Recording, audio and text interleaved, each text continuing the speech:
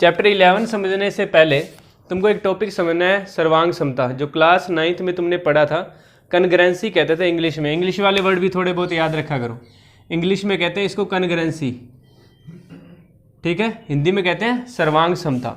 सर्वांग समता क्या होती है? यदि दो आकृतियाँ परस्पर एक दूसरे को पूर्णतः अध्यारोपित करे तो वो आकृतियाँ एक दूसरे के साथ क्या कहलाती है, या वो दोनों आकृतियाँ परस्पर क्या कहलाती है?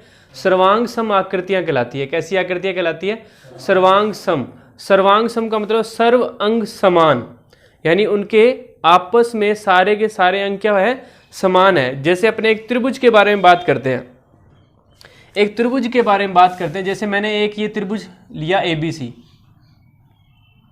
ABC, इस त्रिभुज के बारे में बात करते हैं बच्चों। देखो एक ये त्रिभुज ABC है, एक ये त्रिभुज क्या है? PQR, PQR।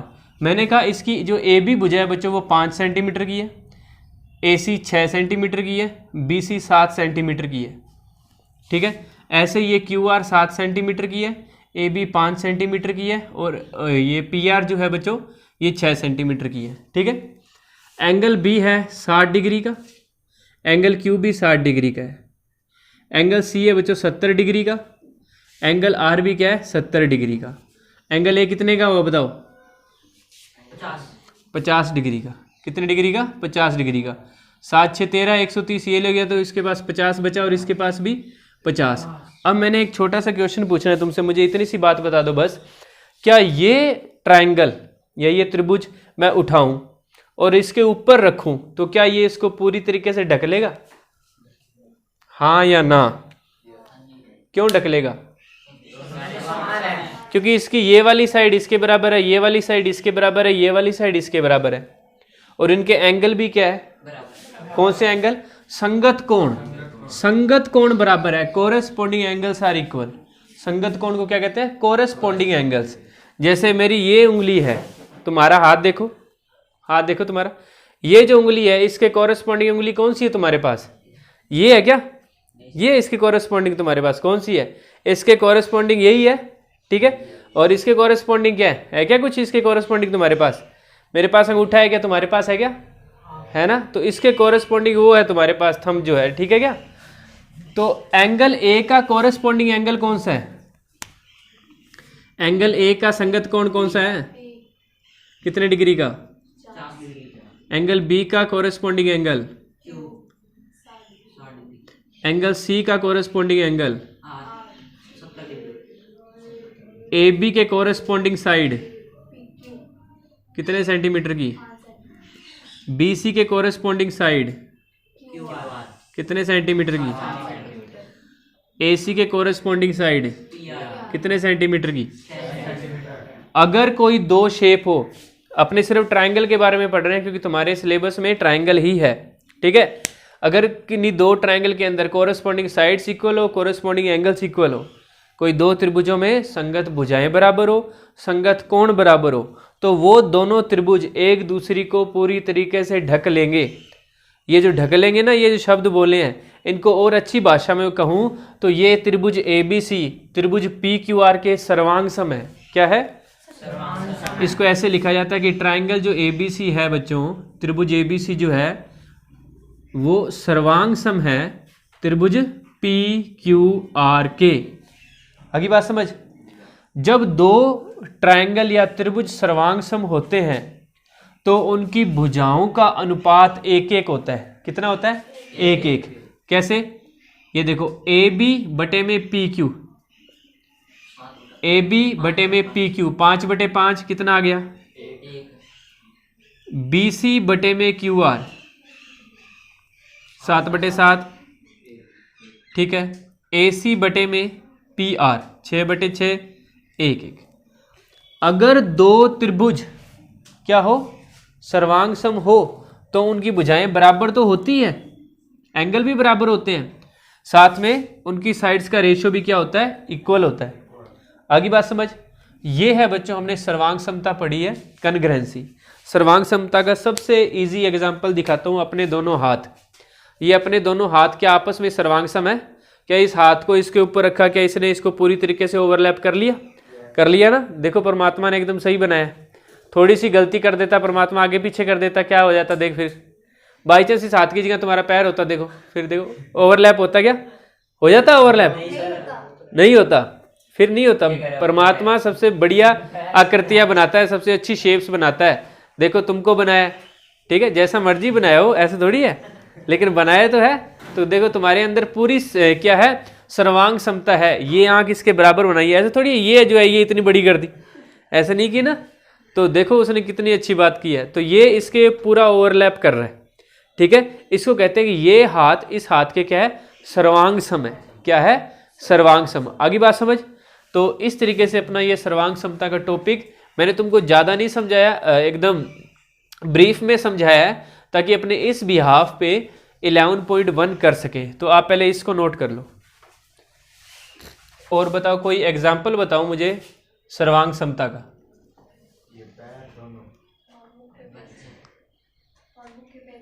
नोटबुक के पेज, एक ही नोटबुक के जो पेजेस होते हैं वो आपस में क्या होते हैं, सर्वांग सम होते हैं। एक पेज दूसरे के ऊपर हो जाता है ना, एकदम पूरी तरीके से ओवरलैप कर लेता है उसको। ऐसा नहीं कि तुमने कहीं से पेज इकट्ठे कर लिए और एक नोटबुक बना ली, वो ओवरलैप करे ना करे कोई गारंटी नहीं है। आगे बात समझ। तो ऐसे जो तुम्हारे द्वारा किए गए क्रियाक्रम है ना, वो ओवरलैप करे ना करे कोई गारंटी नहीं है। लेकिन अगर बना के दी है नोटबुक, देना मुझे नोटबुक देना, ये बुक की दे, ये बुक दे। देखो ये बुक, देखो ये मैथमेटिक्स की बुक है तुम्हारी। इस बुक के ऊपर तुम दूसरी मैथमेटिक्स की बुक रखो तुम्हारी 10th क्लास की, वो इसको पूरी तरीके से ओवरलैप कर लेगी, ठीक है। क्योंकि सारी बुक्स बराबर है, सेम साइज की है। क्यों बराबर है? क्योंकि ये वाली साइड उस बुक की भी कोरस्पॉन्डिंग साइड के बराबर है, इधर वाली के भी बराबर है, इधर वाली के भी बराबर है। और ये है क्या, कौन सी शेप है ये? आयत है, ये रेक्टेंगल है, ठीक है। तो वो बुक भी रेक्टेंगल ही है और सेम साइज की, इसलिए दोनों एक दूसरे को क्या करेगी, ओवरलैप करेगी, और दोनों की दोनों सर्वांग सम कहलाएगी। आई बात समझ। तो अब बात करते हैं कि तुम सर्वांग समता समझ गए। सर्वांग समता का मैंने जो कंसेप्ट समझाया है तुमको, सर्वांग समता के टाइप्स नहीं समझा रहा, क्योंकि सर्वांग समता के जो टाइप्स थे SSS, SAS, वो तुमने कौन सी क्लास में सीखे हुए हैं? 9th क्लास में सीखे हुए हैं शायद, ठीक है क्या। तो अब देखो बच्चों, सर्वांग समता का क्या ताजमहल और ताजमहल की फोटो एक दूसरे के सर्वांग सम है क्या? बताओ। नहीं सर। क्या तुम और तुम्हारी फोटो एक दूसरे के सर्वांग सम है क्या? नहीं सर। नहीं है ना। तो वो क्या है बताओ। वाह, जो सर्वांग सम नहीं है वो असर्वांग सम, ठीक है। ऐसा नहीं होता, उसको भी एक क्वालिटी कहते हैं। उस क्वालिटी का नाम है समरूप। क्या है? समरूप कहते हैं उसे। क्या कहते हैं? समरूप। हिंदी में कहते हैं, इंग्लिश में कहते हैं सिमिलर। क्या कहते हैं? सिमिलर। क्वालिटी होगी सिमिलैरिटी। क्या होगी? सिमिलैरिटी, समरूपता, समरूप, समरूपता, सिमिलैरिटी। अब देखो बच्चों, अपने सर्वांग समता पढ़ने के बाद अब जो हमारे पास क्लास 10th में जो टॉपिक है ना 11th चैप्टर के अंदर, वैसे तो 6th चैप्टर था जो वो पूरा, वो सिमिलैरिटी का था। 6th चैप्टर जो है ना अपनी बुक के अंदर, वो सिमिलैरिटी बेस्ड पे है, इसलिए अपने को 11 तो करना पड़ेगा क्योंकि ये सिलेबस के अंदर है। तो 11 करने के लिए मुझे 6th चैप्टर का एक टॉपिक है समरूप या समरूपता या सिमिलैरिटी, आपको समझाना पड़ेगा। तो ध्यान से समझो, सिमिलैरिटी क्या होता है। सिमिलैरिटी होता है कि कोई भी दो शेप हो, वो एक जैसी दिखे, एक जैसी नज़र आनी चाहिए। जैसे तुम और तुम्हारी फोटो, वो एक जैसे हैं। क्या है वो? एक जैसे हैं, दे आर सिमिलर। क्या है वो? सिमिलर है। ताजमहल और ताजमहल की फोटो आपस में क्या है? सिमिलर है। अब देखो, सिमिलर के अंदर बच्चों अनुपात बराबर रहता है हमेशा। क्या बराबर रहता है? अनुपात बराबर रहता है। अब ये अनुपात क्या चीज़ है, या रेशो अपने कहते हैं, ये कैसे इक्वल रहता है इस बात को समझो। जैसे ये तुम हो, ठीक है, ये तुम हो, मान लिया तुम्हारा हाथ ये है 5 फुट का, 5 फुट तो चलो ज़्यादा कह दिया, मान लो ये 3 फुट का, ये भी 3 फुट का है, तुम्हारी लात है 4 फुट की, ये 4 फुट की, ये तुम्हारी आंखें हैं, ठीक है। तुम्हारी ये आंखें मान ली बच्चों 1-1 फुट की है, ठीक है, 1-1 फुट की है। ये तुम्हारी फोटो है। क्या है? फोटो है। देख लो तुम कैसे हो, ठीक है। कोशिश की है एक अच्छी फोटो बनाने की, फिर भी कैसे भी हो सकते हो। इस फोटो को बच्चों मैंने यहां से पकड़ा और एनलार्ज कर दिया। एनलार्ज जानते हो, मोबाइल चलाते हो, इधर से खींच के बड़ा कर देते हो ना उसे। अब ये फोटो बड़ी हो चुकी है, पासपोर्ट साइज नहीं, पूरी बड़ा फ्लैक्स बनवाया है, पूरे होर्डिंग लगवाएंगे तेरे मार्केट के अंदर, ठीक है क्या?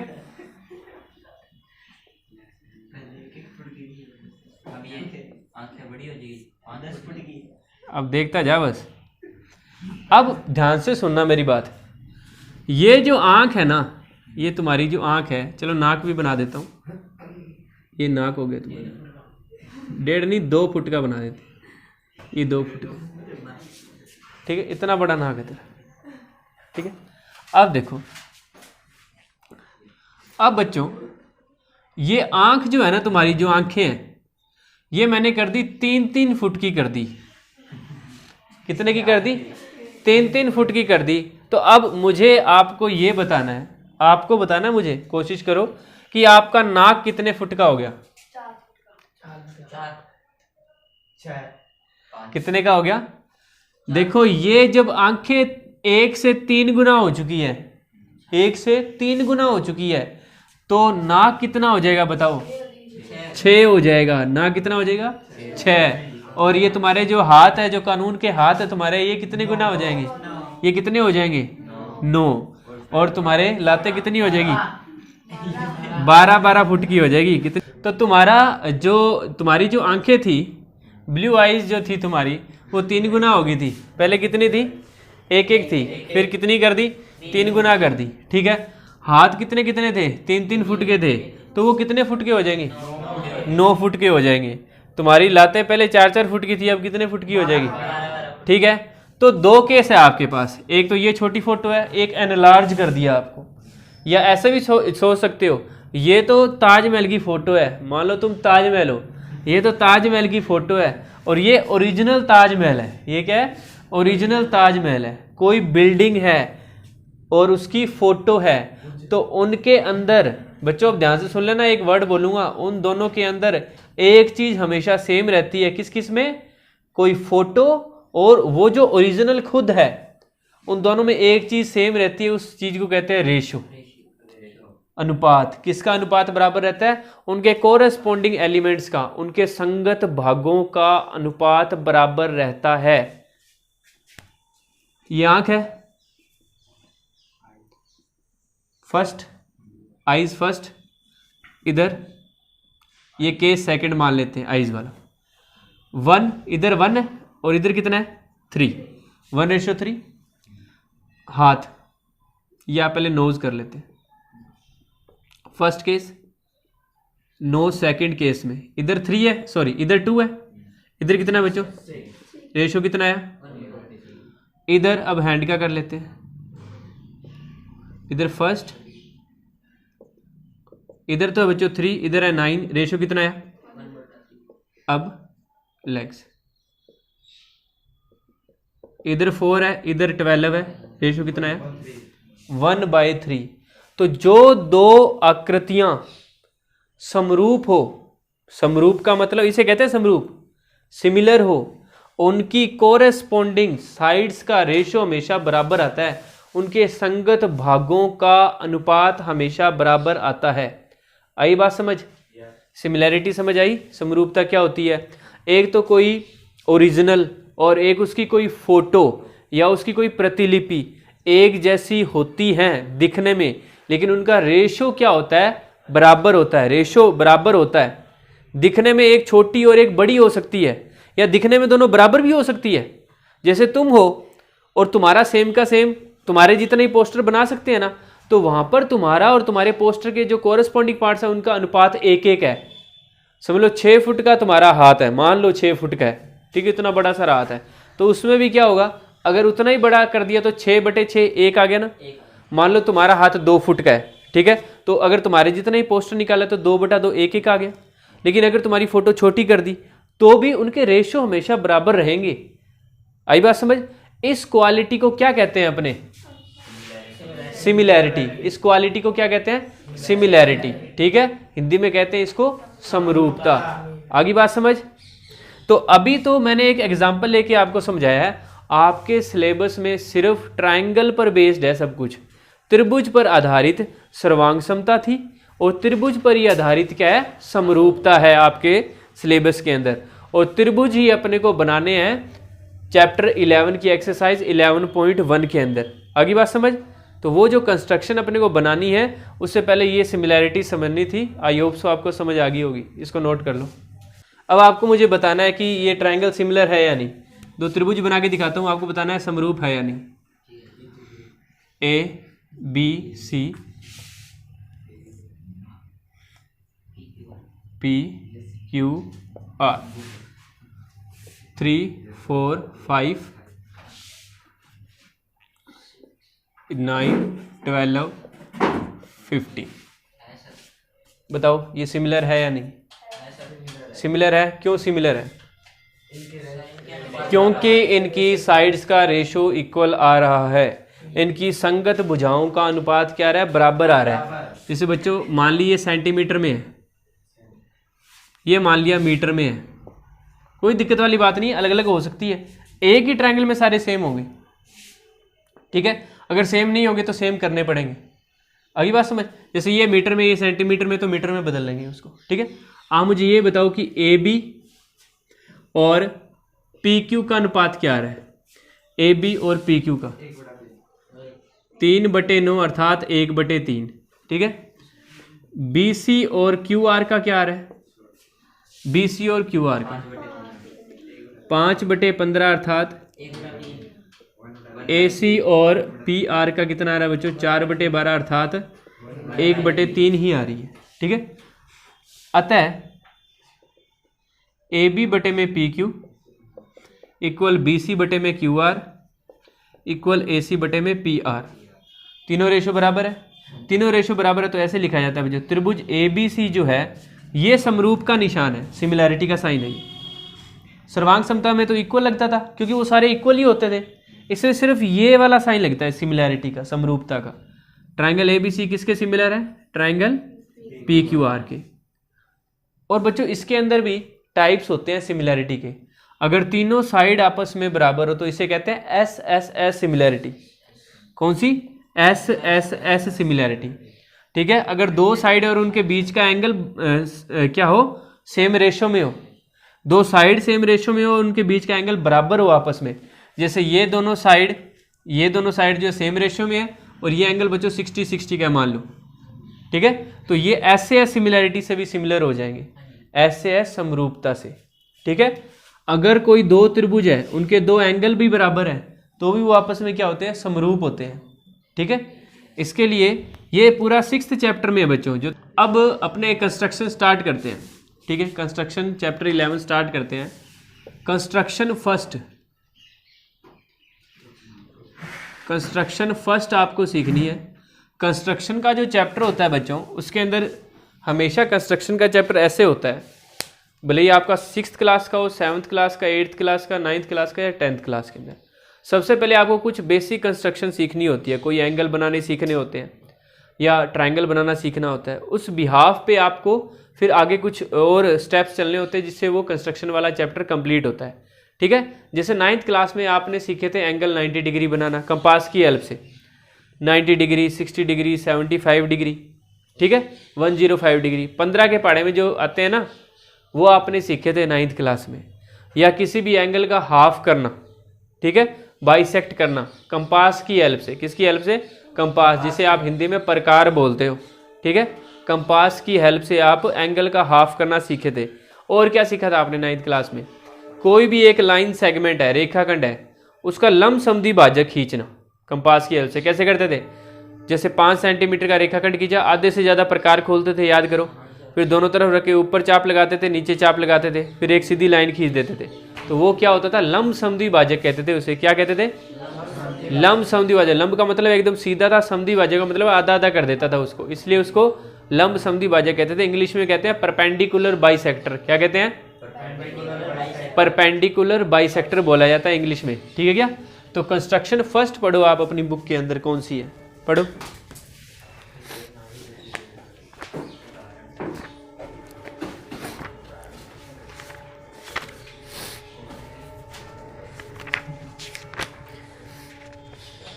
Construction 11.1 to divide a line segment in a given ratio.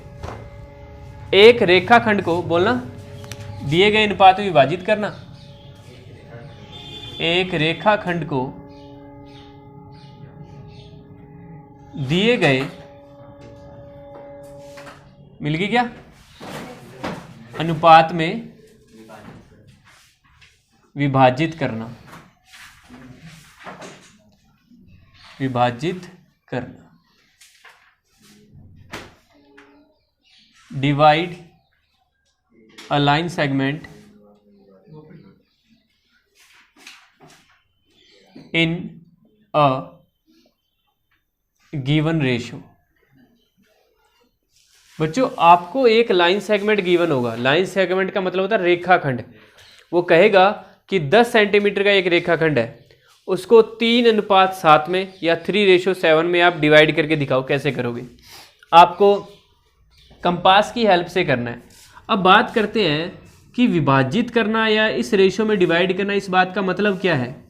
जैसे 3:7 में डिवाइड करना है किसको? एक ए बी रेखाखंड है बच्चों 10 सेंटीमीटर का, इसे करना है हमें। तो पहले तो रेशो में डिवाइड करना कहते किसे हैं? इधर चलो ये एक लकड़ी का टुकड़ा है मान लो, ठीक है, 10 सेंटीमीटर या 10 मीटर की लकड़ी है। ये कितने मीटर की है? 10 मीटर की लकड़ी है। बच्चों मैंने इसको एक जगह से तोड़ा, बीच में से नहीं, मैंने ये नहीं बोला एकदम बीच में से। अगर एकदम बीच में से तोड़ते हैं तो वो तो अनुपात क्या हो जाता है? 1:1 अनुपात हो जाता है। 5 मीटर इधर, 5 मीटर इधर, यानी 5 से 5 कट गया 1 पे, तो 1:1 है वो। कभी भी किसी चीज़ को एकदम बीच में से काटते हैं, मिड पॉइंट से, मध्य बिंदु से, तो दोनों तरफ अनुपात बराबर हो जाते हैं और 1:1 अनुपात हो जाता है वो। जैसे 2:2 कभी नहीं बोला जाता, 5:5 कभी नहीं बोला जाता। क्या बोला जाएगा उसे? हमेशा 1:1 ही बोला जाएगा, क्योंकि दोनों तरफ बराबर भाग हैं। ठीक है, 10 मीटर की लकड़ी है, मैंने इधर वाली साइड से मान लो राइट साइड से 4 सेंटीमीटर पे कट लगाया, 4 मीटर पे कट लगाया है। कितने मीटर पे? 4। आपको बताना है। ये 10 मीटर की लकड़ी है, ठीक है, इधर से मैंने बच्चों 4 मीटर पे कट लगाया है। कितने मीटर पे? 4 मीटर। बताओ ये जो पॉइंट P है ना, क्वेश्चन सुन लो पहले। ये जो पॉइंट P है, इस लकड़ी को या इस वुड को किस रेशो में डिवाइड करेगा? किस अनुपात में विभाजित करेगा? सही बताया ना कि ये जो पॉइंट P है इसके इधर 4 मीटर रहेगा, तो इधर कितना रहेगा? 6 मीटर। टोटल 10 है ना, तो रेशो क्या हो गया? 2 के पहाड़े से काट दो, 2:3 हो गया। क्या 2:3 का मतलब हमेशा 4 और 6 ही होगा? जरूरी नहीं है ना। ये तो डिपेंड करता है कि लकड़ी की लेंथ कितनी है, या कोई आयरन रोड है उसकी लेंथ कितनी है, या कोई प्लास्टिक की छड़ है उसकी लेंथ कितनी है, लंबाई कितनी है, इस पे डिपेंड करता है। यानी रेशो कभी भी ये नहीं बताता कि ये एक्चुअल लेंथ है। 2:3 का मतलब ये थोड़ी है 2 मीटर और 3 मीटर, नहीं है ना। ये मतलब 2:3 क्या क्या हो सकता है? इसको देखो, 2:3, इसको 2 से गुना किया, क्या बना? अगर 2 से गुना कर दो इसको, क्या बना? 4 6। अगर 3 से गुना कर दूँ तो 3 दूनी 6, 3 तिया 9। अगर 4 से गुना कर दूँ तो 4 दूनी 8, 4 तिया 12। हमेशा जिंदगी में एक बात याद रखना कि जब कोई रेशो लिखा हो तो उसका मतलब कभी नहीं होता कि वो उतने मीटर है। जैसे हमने 8th चैप्टर में पढ़ा था ना, 5/13 जब अपने करते थे उसके साथ के लगाते थे ना। के क्यों लगाते थे? क्योंकि वो रेशो होता था, अपने को एग्जैक्ट नहीं पता होती थी। और वहीं जब 8th चैप्टर में कुछ क्वेश्चन ऐसे होते थे जिसमें लिखा होता था 5 सेंटीमीटर, 6 सेंटीमीटर, जैसे साइन थीटा दे दिया 5/6 और दोनों सेंटीमीटर में दे दिए, ठीक है, तब अपने के लगाते थे? नहीं लगाते थे ना। जब रेशो दिया हो तो के लगाएंगे, जब एक्यूरेट लेंथ दी हो तो के लगाने की ज़रूरत नहीं पड़ती। आगे बात समझ? तो तुम क्या इसे समझे कि रेशो क्या होता है, कोई पॉइंट कैसे डिवाइड करता है? समझ गए ना? कोई भी पॉइंट कैसे उस चीज़ को 2 भागों में विभाजित करता है और कैसे वो अनुपात बन जाते हैं अलग अलग। अब बच्चों हमें कंपास की हेल्प से, जैसे आपको पता ही नहीं हमें क्या किसी भी, जैसे ये 10 मीटर की है रोड है मान लो, क्या हमें एग्जैक्ट वो पॉइंट पता है यहाँ पे कि कहाँ पे है, कि उधर से 4 मीटर इधर हो जाए और 6 मीटर इधर हो जाए? अपने को स्केल भी नहीं यूज करना। पता चलेगा या नहीं पता चलेगा? आपको एक बस 10 मीटर की या 10 सेंटीमीटर की एक लाइन बना के दे दी मैंने। ये बच्चों 10 सेंटीमीटर की मैंने लाइन बना के दे दी, स्केल की हेल्प से बना ली 10 सेंटीमीटर की लाइन, ठीक है। अब आपसे स्केल ले लिया मैंने वापस, ठीक है। लेकिन आपको अब इसको किस रेशो में डिवाइड करना है? 3:7 में डिवाइड करना है, यानी 3 सेंटीमीटर इधर और 7 सेंटीमीटर इधर। तो कैसे करोगे, कैसे करेंगे? उसको सीखने के लिए अपने पास ये कंस्ट्रक्शन सीखनी पड़ेगी। कैसे करेंगे? इस क्वेश्चन का आंसर क्या है कि हम ये कंस्ट्रक्शन सीखेंगे, और वो कंस्ट्रक्शन बिल्कुल आसान है।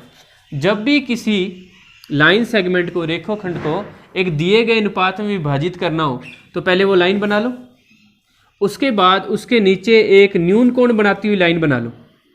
कैसा कोण बनानी चाहिए? न्यून कोण। न्यून कोण का मतलब है 90 से छोटा, उधर नहीं जानी चाहिए लाइन, इधर जानी चाहिए।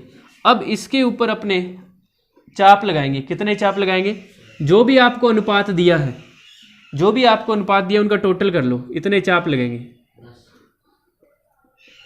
कितने चाप लगेंगे? 10 चाप लगेंगे। कितने चाप? 10 चाप। वो 10 चाप लगाने कैसे हैं? आपको प्रकार लेना है, दीजिए प्रकार दे।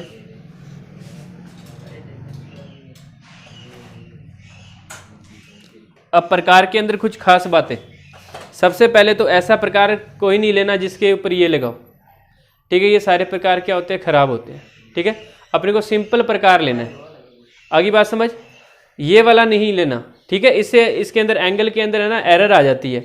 और कुछ खास बातें ध्यान से देखो, ये जो है ना, इसको ध्यान से देखो, ये थोड़ा टेढ़ा है, ये वाला पोर्शन है ना ऐसे जा रहा है ना ऐसा, तो इसके अंदर एरर है। क्या है इसके अंदर? एरर है, त्रुटि है इसके अंदर। ऐसा नहीं होना चाहिए आपके पास कंपास, ठीक है। कंपास हिंदी में कहते हैं इसे प्रकार। आपके पास फिर प्रकार होना कैसा चाहिए? कैसा होना चाहिए? दिखा, हाँ इधर ले गया।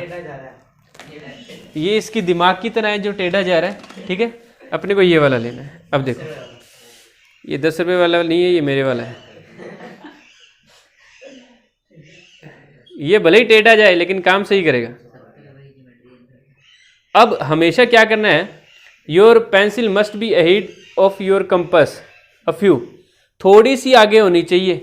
तुम क्या करते हो? ये जो पेंसिल है ना, इसको यहाँ तक ले आते हो। तुम जादूगर हो, इसलिए जादू नहीं दिखाना। आपकी पेंसिल इस कंपास से थोड़ी सी आगे होनी चाहिए। थोड़ी सी आगे क्यों होनी चाहिए? क्योंकि जब पेंसिल चलती है तो वो घिस जाती है तुम्हारे दिमाग की तरह, ठीक है। तो वो घिस जाती है तो वो अपने आप लेवल में आ जाती है, ठीक है। तुम्हारा दिमाग घिसेगा तभी तो लेवल के अंदर आएगा। अब तो बड़ा हुआ है, कई बार बाहर आया था ना तुम्हारा दिमाग टॉपिक से। और इसको इधर वाली तरफ एंगुलर मोमेंटम दे दो, इधर वाली तरफ घुमा दो, जिससे ये ऑटोमेटिक टाइट हो जाएगा, ठीक है। तो अब ये कंपास क्या है? एकदम एग्जैक्ट सेट है, ठीक है। अब इसके अंदर कुछ खास बातें। Your pencil must be greater than your compass. आपकी पेंसिल आपके कंपास से बड़ी होनी चाहिए। ये जो इतनी इतनी छोटी छोटी पेंसिलों से काम करते हो ना तुम, तो उसके हिसाब से तुम्हारे डायग्राम तुम जानते हो कैसे बनेंगे, ठीक है। आपकी पेंसिल हमेशा बड़ी ही होनी चाहिए। ले आना अगर ना हो तो, भारत है यहाँ पे बहुत कुछ मिलता है, ठीक है।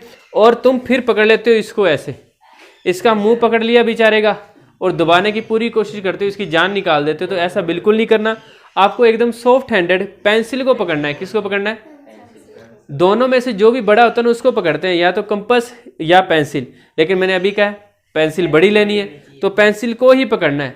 और फिर तुम जो कॉपियां घुमाते रहते हो ना ऐसे कर करके, कॉपी फाड़ देते हो लेकिन तुम्हारा एंगल नहीं बनता, वैसा बिल्कुल नहीं करना, ठीक है। क्योंकि जब अपने पेंसिल पकड़ेंगे ना, देखो कितनी आराम से पकड़ी है, और इसको पूरा घुमा सकते हो। ये देखो तुम ऐसे करके पूरा घुमाया, मैंने हाथ घुमाया कि ये जैसे नोटबुक है। तुम क्या करते हो? ये नोटबुक ऐसे की ऐसे की ऐसे की, पूरी नोटबुक फाड़ दी। हमेशा किसको पकड़ते हैं? पेंसिल को पकड़ते हैं हमेशा, बिल्कुल आराम से। क्यों पकड़ते हैं पेंसिल को? क्योंकि पेंसिल को घुमाने में बिल्कुल भी टाइम नहीं लगता। ये देखो, तुम कंपास को घुमाओगे ना तो देखो ये तुम्हारी एल्बो घूमेगी, ये देखो ऐसे करने लगे थे। ऐसे करते हो ना तुम, फिर बाद में कहते हो हमारा हाथ खराब हो गया, ये हो गया। हाथ नहीं बच्चे, उसे दिमाग कहते हैं जो खराब हुआ है तुम्हारा, ठीक है। तो आपको क्या करना है? पेंसिल को पकड़ना है। आगे बात समझ? पेंसिल को पकड़ोगे, देखो पेंसिल को मूव करो, देखो हाथ के ऊपर कोई जोर आया क्या? दिमाग पे आ रहा है, क्योंकि इसको सीखने में थोड़ा दिमाग चाहिए। दिमाग पे जोर आना जरूरी है, क्योंकि जिन चीज़ों में जंग लगाओ वो जब सही चलेंगी तभी तो आगे कामयाब होगे। तो अब मैंने जब कहा चलिए बच्चों, जब मैं कहूँ open your compass, open your compass यानी आपका प्रकार खोलिए, तो ओपन योर कंपस का मतलब ये है कि अब उसके अंदर पेंसिल भी होनी चाहिए। कहीं तुम अकेला कंपास खोल के बैठ जाओ कि सर हमने कंपास खोल लिया, उसके अंदर पेंसिल लगी होनी चाहिए, ठीक है, और पेंसिल बड़ी ही होनी चाहिए और शॉर्प होनी चाहिए अच्छी तरीके से। तो इसके बाद क्या करना है आपको, ये ओपन योर कंपस का मतलब है ऑलमोस्ट लगभग 2 सेंटीमीटर का खोल लिया करो। Open your compass of any radius, एक मनचाही त्रिज्या का प्रकार खोलिए। इसका मतलब लगभग 2 सेंटीमीटर खोल लिया करो, 1.5 खोल लिया करो, लेकिन इतना खोला करो, इतना नहीं, इतने इतने चाप लगाओगे, 10 चाप देखो बोर्ड से बाहर चले जाएंगे और तुम्हारी नोटबुक से भी। इतना खोलना है जिससे अपने इसके ऊपर 10 चाप लगा सके। कितने चाप लगाने हैं? 10। जो रेशो दिया है ना उनका टोटल कर लिया करो, 10 चाप लगाना है। कैसे? यहाँ पे ए पे रखना है, पहला चाप लगेगा, फिर नेक्स्ट पे रख के दूसरा, फिर नेक्स्ट पे रख के तीसरा, ऐसे कितने लगाने हैं बच्चों? 10 चाप लगाने हैं। ये जो बेसिक कंसेप्ट समझाया है ना कंपास पकड़ने का, ये अपने छोटे भाई बहनों को भी बता देना ताकि उनको भी पता चले कि कंपास कैसे पकड़ा जाता है, ठीक है, और उनको ये भी पता चले कि हमसे बड़े भाई बहनों को भी कंपास चलाना आता है। ये सबसे इंपॉर्टेंट बात है, ठीक है। तो देखो अब कितने लगाने हैं बच्चों इसके ऊपर? 10 लगाने हैं ना, तो 10 वो इक्वल होंगे हमेशा, हिलना नहीं चाहिए कंपास। 1 2 3 4 5 6 7 8 9 10 अपने किस रेशो में डिवाइड करना है? 3:7 में, 3:7 में। इस वाले आर्क को बच्चे नेम देंगे अपने A1, ये A है ना, तो ये A1 हो गया, ये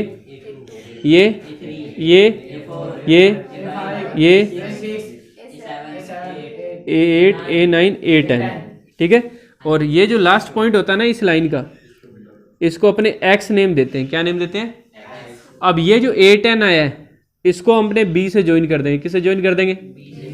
B से ज्वाइन कर दिया। अब ये देखो 3:7, इधर वाली साइड क्या है? 3 है ना, तो जो 3 है यानी यहां से, इस 3 से हमें एक लाइन खींचनी है जो इस AB लाइन को काटेगी, और वो लाइन इसके क्या होनी चाहिए? BA10 के समांतर होनी चाहिए। क्या होनी चाहिए? समांतर, पैरेलल होनी चाहिए। इसके क्या होनी चाहिए? पूरी तरीके से पैरेलल होनी चाहिए।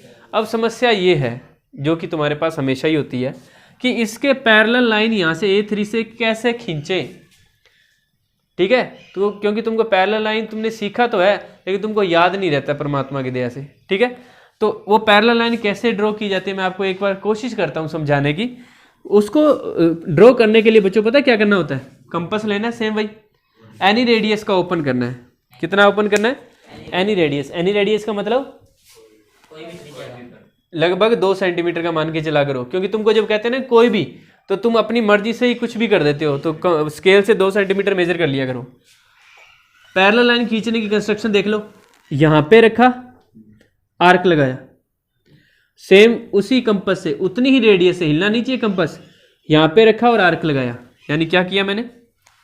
A10 पे रख के आर्क लगाया, फिर A3 पे रख के भी आर्क लगा दिया। इतना है ना, देखो इतना सा ओपन होके ये आर्क लग जाएगा। समझ गए? अब क्या करना है? अब आपको यहां से लेके यहां तक मेजर करना है कितना है, यहां से लेके यहां तक, और फिर यहां पे रख के, इस पॉइंट पे रख के वहां पे आर्क लगा देना है, ठीक है। यहां पे रख के आर्क लगाना है, ठीक है। ये जो पॉइंट जाएगा, यहां से जो आप लाइन खींचोगे ना बच्चों, वो लाइन गारंटी है इस लाइन के पैरेलल ही होगी। ऐसा हुआ क्यों गई ये पैरेलल? क्यों ये इसके समांतर गई? क्योंकि आपने पढ़ा हुआ है कि जो कोरेस्पोंडिंग एंगल्स होते हैं ना वो बराबर अगर हो तो लाइन पैरेलल होती है। पढ़ा हुआ है ना? अगर संगत कोण बराबर हो तो लाइन क्या होती है? आपस में समांतर होती है ना। ये देखो, याद करो कि ये 2 रेखाएं हैं, इनको ये लाइन काट रही है, ये एंगल बराबर है, तभी तो ये लाइन आपस में क्या समांतर है, पैरेलल है। तो ये देखो, ये लाइन पैरेलल कब होंगी? जब ये वाला एंगल इस वाले एंगल के क्या होगा? बराबर होगा। ये लाइन समांतर कब होंगी? ये रेखाएं समांतर कब होंगी? जब ये एंगल इस एंगल के बराबर होगा। और ये एंगल बनाया कैसे हमने?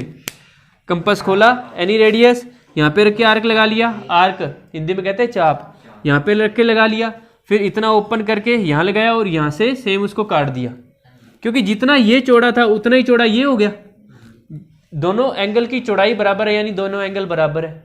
दोनों एंगल बराबर है तो उससे लाइन जो खींचेंगे वो लाइन क्या करेगी, इसके समांतर जाएगी, और इसके समांतर जाएगी तो ये जो P पॉइंट है ये किस रेशो में इसको काट देगा, 3:7 में। किस रेशो में डिवाइड कर देगा लाइन को, इस लाइन सेगमेंट को या रेखाखंड को किस रेशो में डिवाइड करेगा, 3:7 में। यानी AP बटे में PB कितना बनेगा, 3/7। कितना बनेगा, 3/7। चलो बनाओ।